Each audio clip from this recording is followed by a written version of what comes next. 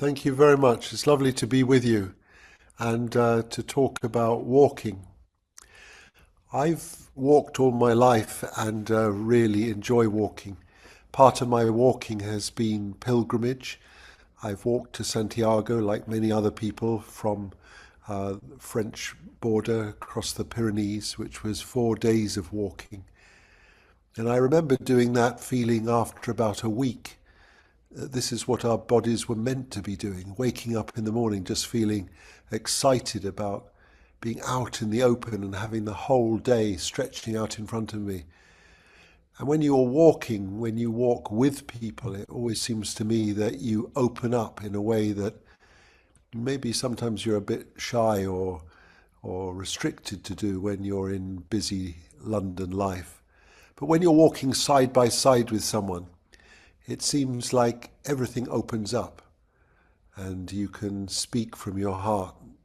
And I remember after about a week and a half of walking the Camino, beginning to think your body begins to feel like it's oiled, like that there could be nothing better than to pray as you walk. And of course, everything around you becomes your prayer, and the people you meet become your prayer too. I've walked to many other places on pilgrimage. I've walked to Canterbury, and we do that pilgrimage every year. And one of the great things about the pilgrimage to Canterbury is that we do it with people who are refugees from other parts of the world, and many people who have been homeless or are homeless. And again, the wonderful thing about walking on that pilgrimage to Canterbury is that from the moment you set off from the steps of St. Martin's until the moment you arrive at Canterbury Cathedral, you are all completely equal. You're not judged by status or the size of your house or the size of your car or your job or your income. You're judged by how you can help the person next to you over the stile, or how you share the cake and the cups of tea when you arrive at friendly church halls. You're together in kindness, as it were. And I've always noticed on that pilgrimage with homeless people, some of the most attentive people to walk with are people who've lived outside, who know what it's like to face the cold and the rain and the difficulties and the struggles. And while I kind of worry, it might rain later this morning, they seem to just take it all in their stride because they've known it. And there's a wonderful generosity in walking with people. And I always become very aware of how people share with you as you walk together. So there's a walk to Canterbury. One of the other walks that I've done, which has been absolutely wonderful, and I still love to do parts of it, is the walk from Melrose right across to Holy Island, which follows St. Cuthbert's Trail. Maybe some of you have done that walk. It takes about a week, and I remember walking that in the pouring rain, 4 or 5 days of pouring rain. And then on the final day, as I crossed the sand with my brother to Holy Island, the sun came out, and it was just like walking into heaven, like walking into a horizon of heaven. These are beautiful, memorable experiences that mark your life, and many of you have those kind of experiences. Perhaps you've climbed a mountain which has imprinted itself on your memory, and those journeys up the mountain when you think to yourself, why am I doing this?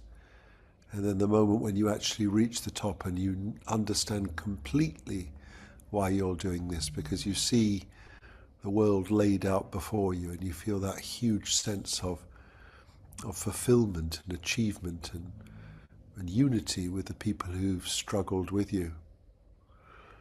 One of the mountains I've climbed is a mountain called Rinjani in Indonesia, which was a 3-day climb. And when we got to the top, it was a volcano.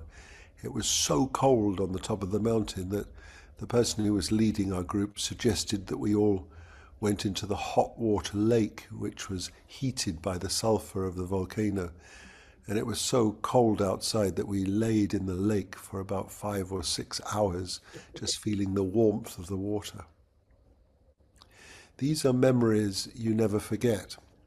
But I want to talk now about walking in the centre of London. I've always loved London, and I've always loved its streets, its pavements, and most of all I've always loved its parks, the way those parks link up, and they belong to everyone. They are public parks. They've been left to us almost like a gift. And I always think of those people who designed those gardens, like John Nash. They could never ever see what they'd actually designed, but they left it for our inheritance. And so one of my favourite walks is to walk across St James's Park, up through Green Park, and then across under the Wellington Arch into Hyde Park, following the Serpentine, and then all the way down through the Italian gardens. It's the most beautiful walk, and it feels like my own back garden because I've done it so many times. In 2000, as all of you will know, there was a time where, seems quite a distant memory now, which we called lockdown, when suddenly we got a message from the diocese that we weren't allowed to use the churches for prayer. And so I was forced to pray from my own flat, which I love doing, but I started live streaming the prayers because the congregation wanted to join me and my Nazareth Community wanted to join. And after 2 or 3 weeks of praying from my flat, I thought, everyone's going to find this very dull after a while. So we were allowed by the government to go for a 1-hour walk. So I thought, instead of just praying from my flat, I'll take those who are on this live stream for a walk. And so it was a Saturday morning at 8 o'clock. I started with a steady cam I've got, which is one of those things which holds your camera steady so that the camera seems to be moving very smoothly. I set off from St Martin's, walked across Trafalgar Square and into St James's Park, which is a park where I love to pray. And I began to find that those who were with me loved being on these walks.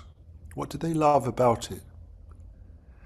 Well, when you start pacing yourself on a walk, it's almost as if you calm down. You stop talking as if you're trying to present something, and you start talking from the heart or praying from the heart. You kind of start walking life into place. You begin to notice things that you haven't noticed before, like a park bench, a simple thing like a park bench. Now, all of you have seen park benches, but aren't they wonderful? I mean, they've been put there for you to sit down, for anyone to sit down. They're public property. And you can sit down on a park bench and read the inscription, usually in memory of someone who loved that place, perhaps even more than you do, or just as much anyway. And you can sit down and think, here is a gift for me to pause. And then you can look up, and in St James's Park, they've got the most incredible trees. They've got the London plane trees with those great big knobbly trunks, and you think, this tree has been here before me and it's going to be here long after I'm gone. And despite lockdown, or despite the problems of our present world and all the terrible things that Donald Trump is doing, this tree is going to continue to be here and to move with the seasons, be part of the seasons, lose its leaves in the winter, and then those tight buds begin to spring into life again about this time of year. And by summer it will be a thick, dense forest of green. I just love those trees. And then the copper beech trees, or the cherry trees in the springtime, and you see the cherry plum trees and all those incredible blossoms. And then you start becoming aware of all the bird life that's around you, and you begin to sort of look up and to listen. Many people spoke in the time of the pandemic about hearing the song of the birds, but you don't have to wait for a pandemic to hear the song of the birds. The song of the birds can enter your heart on any morning when you go out into the park. And then look across the lake. St. James's Park has got a beautiful lake, and see the shadows and the light and the reflections in the water. And cross the bridge and see the vistas that John Nash designed, the trees, the foliage, the borders to the flower gardens, looking through, peeking through towards Buckingham Palace. And suddenly you begin to become aware that life is much, much more than this kind of constant barrage of the algorithms of tragedy and pain and misery and anxiety and scandal that we're filled with on social media. Of course those things are important, but somehow by walking you can pray them into place. They don't always have to be at the foreground of your thought, nor do all the worries that you hold or all your concerns about your family or children or job or workplace. By walking, it's almost as if God is giving us a new perspective, a new way of seeing, a new way of being. And it's not only birds that have a song, it's the whole of creation has a song. You begin to notice the squirrels and the swans arriving on the lake with their frantic beating of wings. You begin to notice all the people who are out in the park enjoying it, those people in their fluorescent jackets or walking their dogs or so attentive to the dogs that they can't see anything else. Or you begin to see the great barrage of runners that we have in London. I mean, runners in London have become the new religion, really. And you see hundreds of runners out every morning running frantically. You see the runners who are really skilled at it, running like gazelles. And you see the runners a bit more like me who are sort of lolloping along to try and lose weight.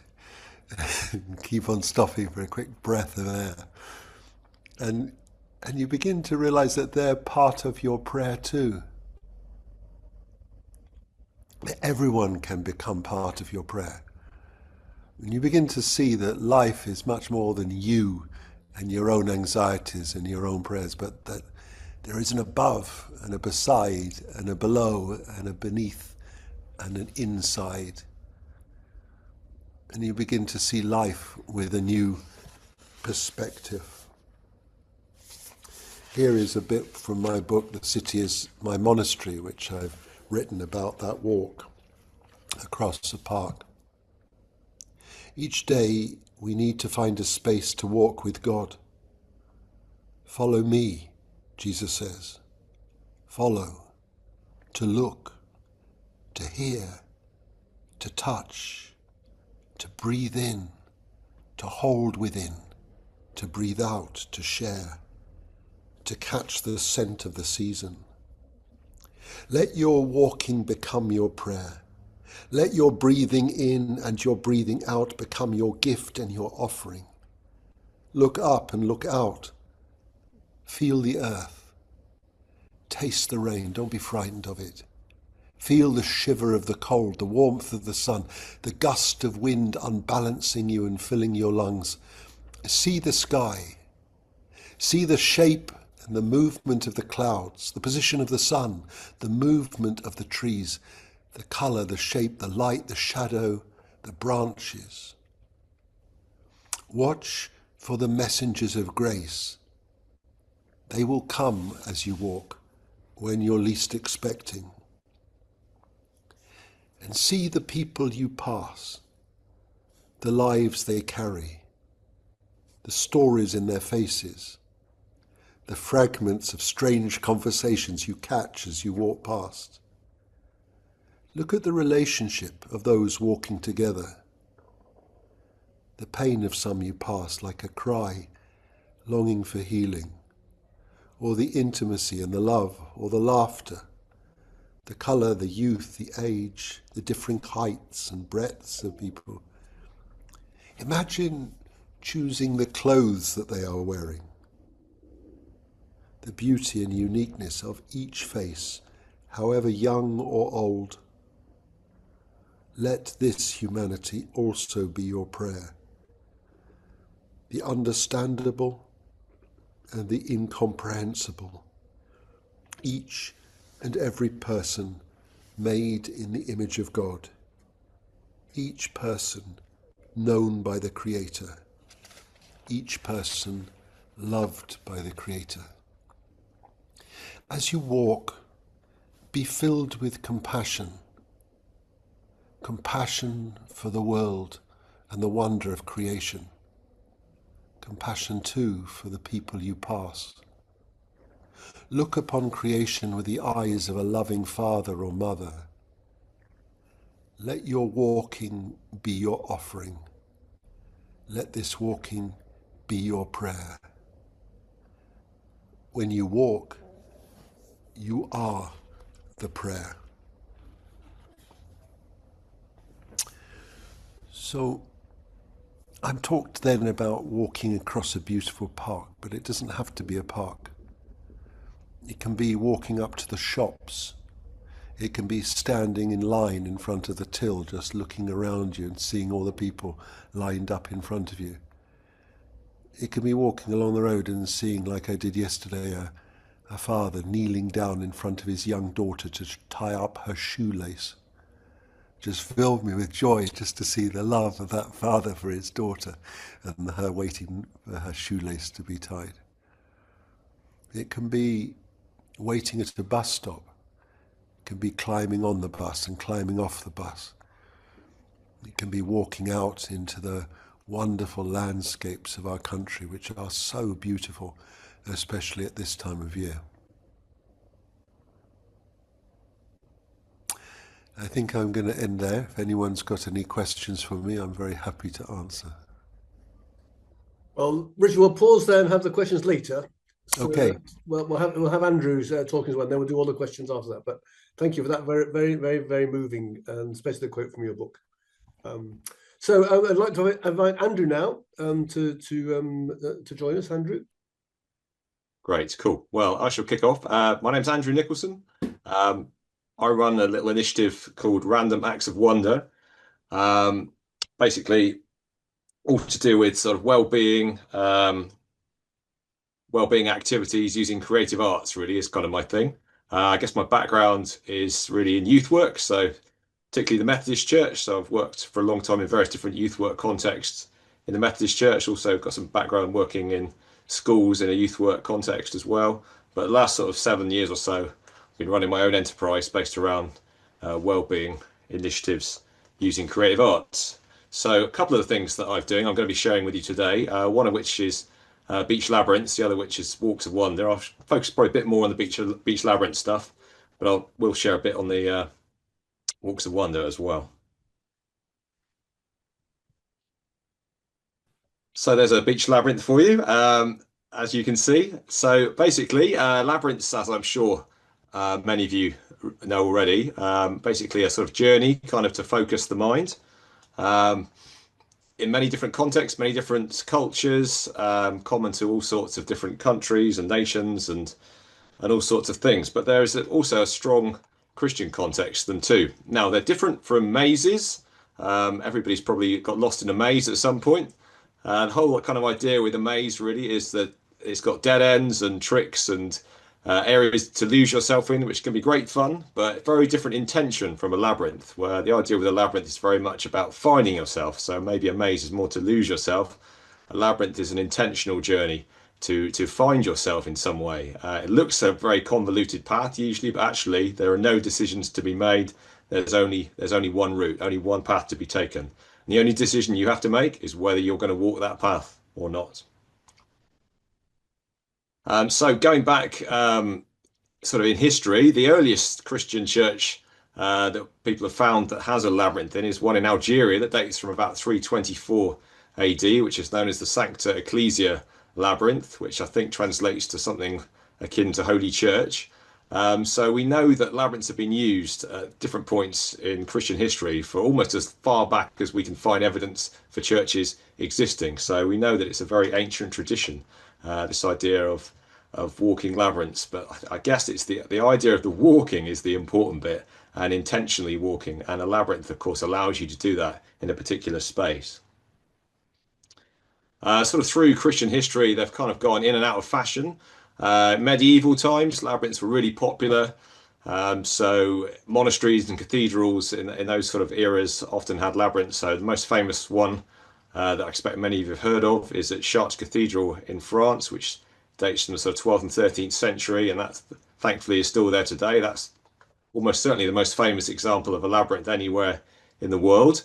Some centuries after then, and particularly through periods of the Reformation, a lot of labyrinths were broken up, smashed up, taken out, regarded as not particularly a thing that people wanted to do. And then in Victorian times, people again realised there was a benefit in labyrinths and were interested in them again. So the one on the right there is one at Ely Cathedral that was created in Victorian times. I guess probably for a large part of the 20th century, though, they maybe went a bit dormant again. Towards the millennium, there was definitely a kind of a new awareness, a new understanding of using labyrinths in kind of contemporary culture. Part of this was down to the Reverend Lauren Artris from San Francisco Cathedral. She built a Chartres replica labyrinth in her cathedral, both inside and outside, covering all bases, and does a lot of work with Chartres Cathedral as well and using their labyrinth. Meanwhile, in this country, we had some alternative worship groups like Proust getting together with Youth for Christ and creating a labyrinth resource that began life in St Paul's Cathedral and eventually was sort of toured all around cathedrals all around the country for a period of 3 years, which was pretty impressive for an installation that was only supposed to last for a week in St Paul's Cathedral. And the idea was that this particular version of the labyrinth had intentional stops. You had it's a very sort of modern take on it. So you had headphones, you had a personal CD player, and you had different interactive stops as you went around. And I guess for me, that was my first experience of a labyrinth. So I wandered into a bit faster. Wandered into Truro Cathedral one day and came across this labyrinth. And I was absolutely blown away by it and found it extremely powerful. And the last station I remember clearly was about the foot. You took your socks and shoes off and left your footprints in the sand, and was a reflection about what's left of you when you've returned to the dust of the earth, and how will people know that you've been here before. Very sort of powerful kind of thoughts. And at the time when I was youth working, I brought just about every youth group I could along to that week because everybody really enjoyed it, and I ended up sending off for a version of that labyrinth kit, and then started putting on versions of labyrinths myself. So I had a canvas labyrinth that a friend of mine donated me and was putting them on in churches and schools. And then one day I had a group of friends and we decided we were going to make one on the beach, a big beach in Cornwall called Perranporth. And we were kind of fascinated by the amount of people who were all coming over and asking us what we were doing and what was this all about. And one of the people in that group was also involved with the Scripture Union. And she said, well, it'd be great if you could do something like this as part of our Scripture Union event. So began to think about how could you make this labyrinth on the beach kind of work in a way in which people could kind of understand the intentionality of it, but without obviously needing it to be too technological. So I kind of came up with this whole idea about using rubbish as a metaphor. So the invitation, pretty much every beach has got rubbish on. So the invitation really was to get a piece of rubbish and to use that as you walked around the labyrinth to reflect on any issues or concerns or things which maybe you considered a bit rubbish, either in your life or in other people's lives, or maybe a situation that was going on in the world. And as you walked around, you had time just to reflect on that issue. And then there was opportunity to leave that rubbish in a very tactile, hands-off way by leaving it in the middle of the labyrinth. So usually we'd make a driftwood cross and put that in the middle and put a big mound there. Sometimes we'd make a heart, but usually be a driftwood cross. So the invitation would then be just to ask people to say a prayer or just to be still for a moment. And then we'd have some stones laid out, and the idea would be just to pick up a stone, and we just invite people to, as they walk back through the labyrinth, just to take that with them and think of something solid that they could perhaps change or do for the better, something they could change and do for the better in their lives as a result of letting go of their concern. And very quickly found out that people kind of got that, which was really good. And the first one was really well, had a really good response for. And then from then, the whole thing just kind of expanded really. So there's various different sort of formats of how I've kind of done these labyrinths. I usually end up partnering with small church teams from various different denominations. Sometimes it's community groups as well. So I've done various different labyrinths in all sorts of contexts. Sometimes I've done with diverse groups such as I've done it with a group from Extinction Rebellion before, which is very interesting, right through to areas of outstanding natural beauty and theatre groups. But most of the ones I do, I guess, are with church groups. So this is like one in progress where it's all being dug out. I used to do quite a few like that. These days, I tend to do them a bit more like this. So usually dig out the whole perimeter and the centre, and then rake the rest of it, which I find sort of stands out well, and people can sort of see that well and can understand that there's something here. And the vast majority of the time, you just put these on and people will come. You don't need to sort of leaflet the entire community in order to get anybody to take part.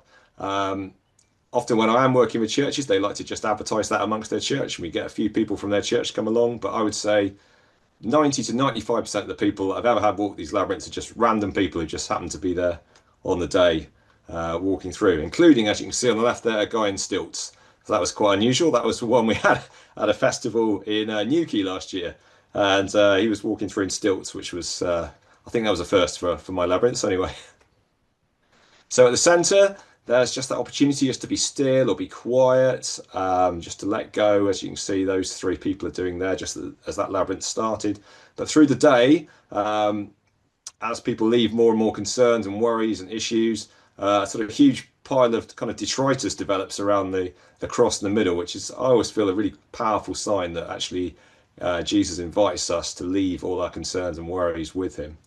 And at the end of every labyrinth, we always spend some time just praying over the problems, the concerns that have been left, and then bag those all up and dispose of the rubbish. So it does also, sort of secondary, I guess, the secondary kind of trade-off of doing beach labyrinths is it also is a good tidy up for the beach and the area as well. Here's just a sort of a series. I could have put hundreds up really, but I had to sort of limit it a little bit. But it's extraordinary, really, the amount of people who will say how this has affected them in some kind of profound way. So this is just a short mini snapshot, really, of some of the quotes and comments that have been left either to me directly afterwards or through Facebook, and just what some people have said. So I'll just be still for a moment or two, just to let you have a little read through some of those comments.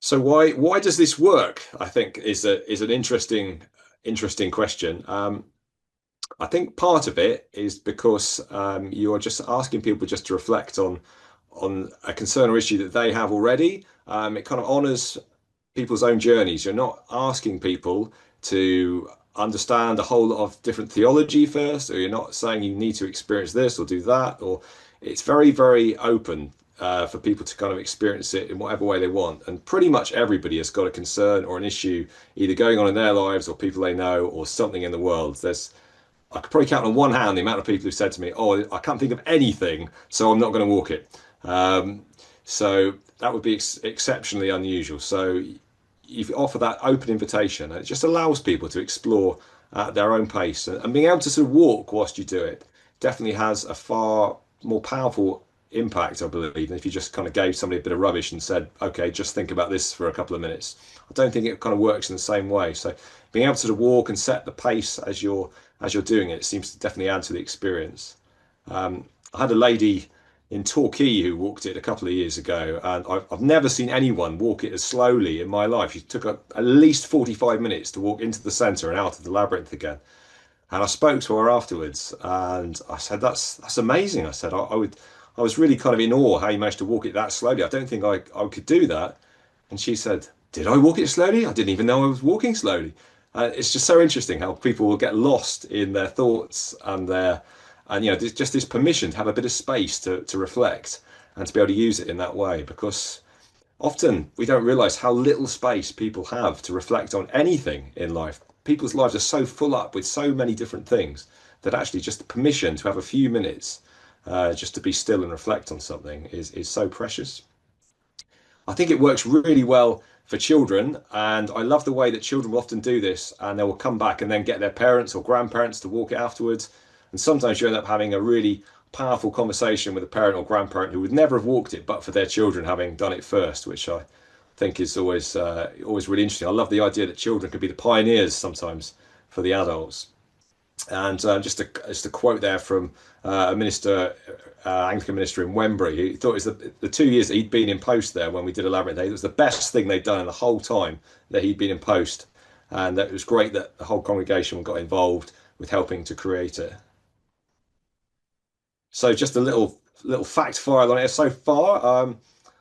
My record is I've got 128 labyrinths we've created, and over 9,000 participants in 43 different locations. So hopefully that will continue to grow. Keep thinking maybe I should do some sort of special prize for the 10,000th, but I haven't thought what that is yet. So here's a labyrinth I did some years ago in Jersey. And this always reminded me of one of those kind of blob trees. I don't know if you've come across those, where the idea is you relate to somebody on one of these kind of blob characters where you are in your life.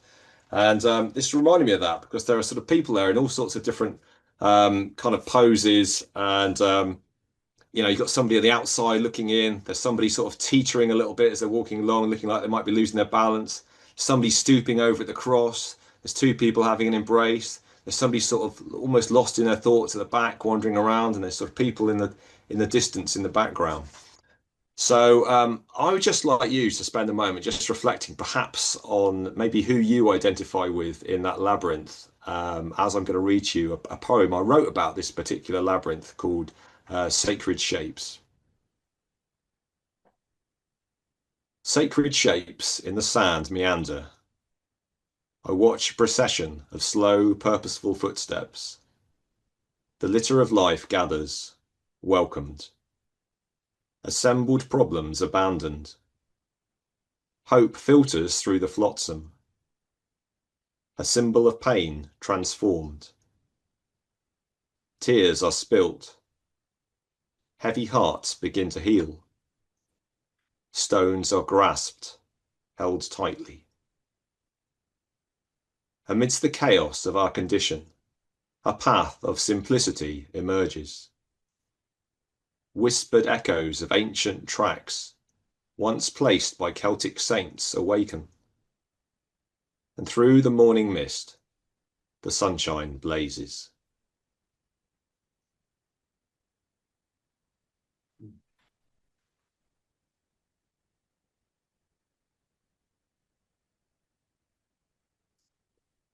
So just to conclude the labyrinth part of this, you don't have to be restricted by sands to make a labyrinth. You can do them out of all sorts of things. So I've tried quite a lot of materials, including traffic cones, candles, daffodils.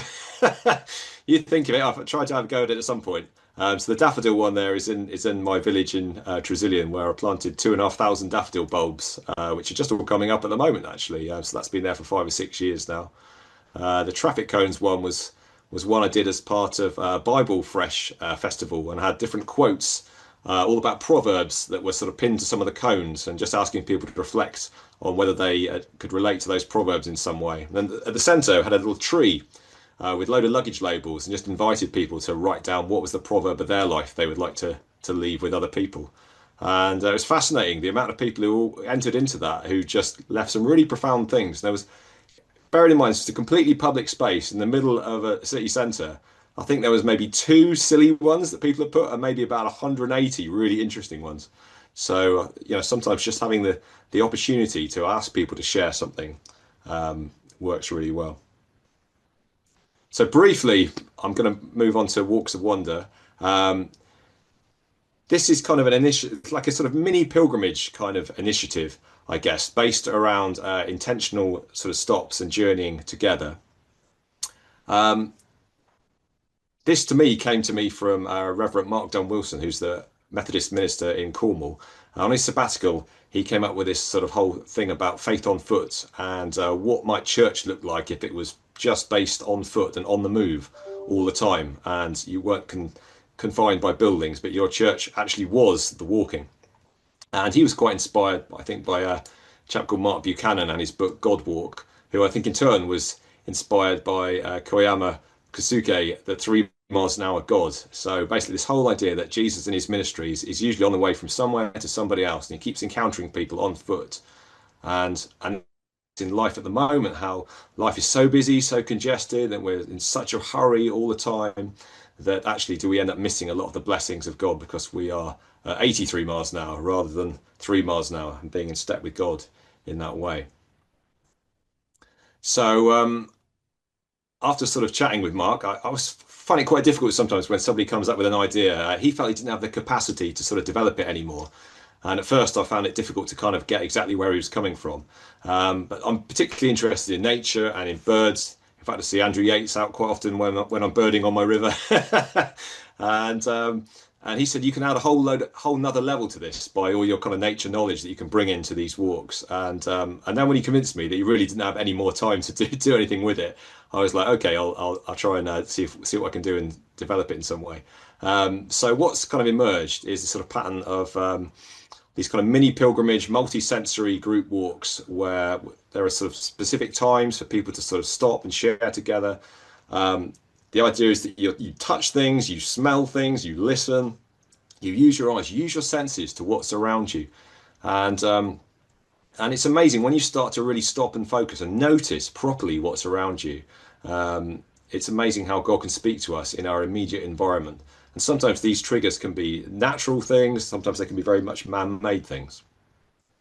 So here's it's just 3 little stops that I've come up with on various walks. So one there is in Newton Abbot on the left by the race course. And you wouldn't think a race course necessarily be a great point to have a reflective stop, but I came up with this whole idea about obstacles in life and about what obstacles have you overcome recently? What obstacles have you had to overcome to be here now? What obstacles might you be facing? And just allowing people some space just to sort of reflect on that. The one in the middle in the churchyard there was quite a moving inscription on one of the tombstones. And the idea there was I got people to just to sort of have a little tour around the churchyard and find a few different inscriptions, and then get people to think a little bit about how they would like to be remembered in life. And if people are writing about them, what might they say? So really quite poignant. And on the right there's a group of people there holding onto different trees. So this idea that trees have been there long before the people on this walk were born, and being able to sort of hold and touch a tree, touching a living thing that's been rooted for a long time and yet still growing, and have a whole reflection based around, do you feel that you're still growing, or do you feel you maybe have stagnated in some way? So all these things can be used as kind of props in order to just help us to understand more about our journey of life and more about God around us. So here's just a few little comments that people have left after doing one of these walks of wonder.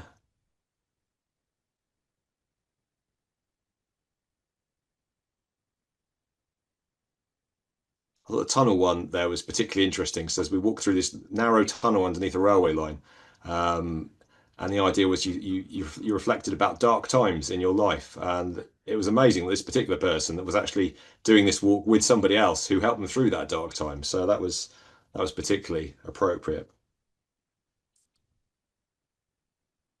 So as I sort of look to develop this further forward, my task, I've been given the opportunity to basically to come up with a walk of wonder that you can do on your own. That can be walked by individuals. So the idea is to kind of come up with a series of different walks, a series of different leaflets, and a little sort of network of these walks of wonder around the southwest. That's the current plan. And I guess my challenge partly is as at the moment I kind of lead these walks and guide them, and it's those sometimes those spontaneous moments when you've got, I don't know, a red-breasted merganser goes swimming by you on the river. It's very hard to put that in the leaflet because you're not sure when that's going to happen. So it's just a question of being able to sort of make it open enough that it still kind of breathes and it's still powerful, but not